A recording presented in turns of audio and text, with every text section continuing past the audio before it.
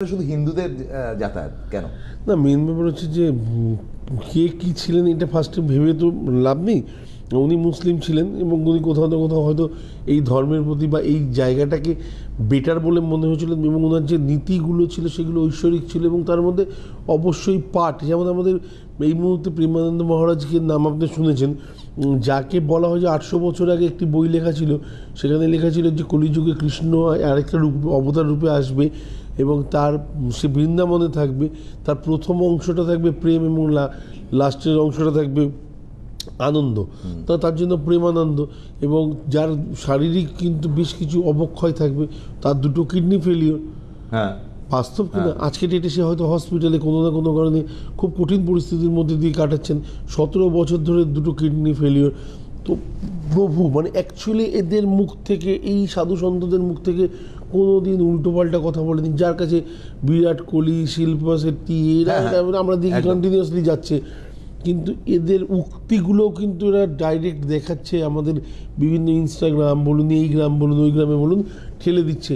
সেক্ষেত্রে আপনি দেখুন, জীবনের বাণী ছাড়া, লক্ষ্য ছাড়া, মোক্ষ ছাড়া বাকি কিচ্ছু নেই। যে তুমি একমাত্র নিজেকে ঈশ্বরের ন্যায় সমর্পণ করো, দেখবে তুমি কি পেয়েছো এখনো পর্যন্ত। পুরো পৃথিবী তোমার, তুমি আরও পেতে বাকি আছে। আমাদের ভারতবর্ষে স্পেশালি একটা পরিবার আছে, দেখবেন সবসময় এরকম করে আর এরকম করে, এরকম এরকম করতে থাকে। স্পেশালি পরিবার যখনই বলি সঙ্গে সঙ্গে প্রত্যেকেরই ওই একটা নামই মাথায় আসে, এখনও তাই আসছে। এবং এটার মানে কি? এটার মানে হচ্ছে এই আঙুলটাকে আমাদের রিচার্জ করা।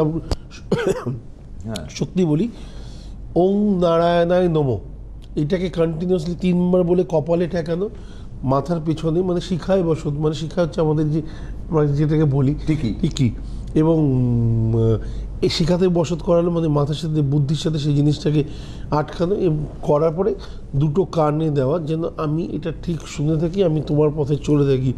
আপনি 3 দিন করুন, অর্থের জায়গাটা দেখুন আপনার ভাগ্যে ফেরে কিনা, ফিরতে বাধ্য। তো তারা সেই লেভেলে, ভারতবর্ষের একটা পরিবার বলেছি মানে মানুষের কাছে তো ক্লিয়ার। আপনি খেলার মাঠে তার ওয়াইফকেও এই জিনিসটা করতে দেখবেন, আর কি বলবো, যে কোনো মন্দিরে গিয়ে হাজব্যান্ডকেও এটা করতে দেখবেন। তো এর মানে তো কিছু না কিছু তো আছে। সেই জায়গাটাকে আমরা দেখি, আমরা রিলসগুলো দেখি হয়তো এখনো পর্যন্ত, কিন্তু কি বলছে সেটাই তো আলটিমেটলি জানি, সেটাই তো আসল। আমি স্পেশালি কোনো মন্ত্র নিয়ে কখনো সহজে আসি না, কিন্তু বলে ফেললাম হয়তো একদম ঘোরের ছোটে একদম বলে ফেললাম, কিন্তু তবু বাস্তব হচ্ছে এটা বলে করার পরে দেখুন আপনার লাইফে বেশ কিছু চেঞ্জেস হবে, আপনারও লকারটা ভরার চেষ্টা হবে। তো কাজেই আমরা সেই জায়গাটা আপনাদেরকে ধরিয়ে দিলাম।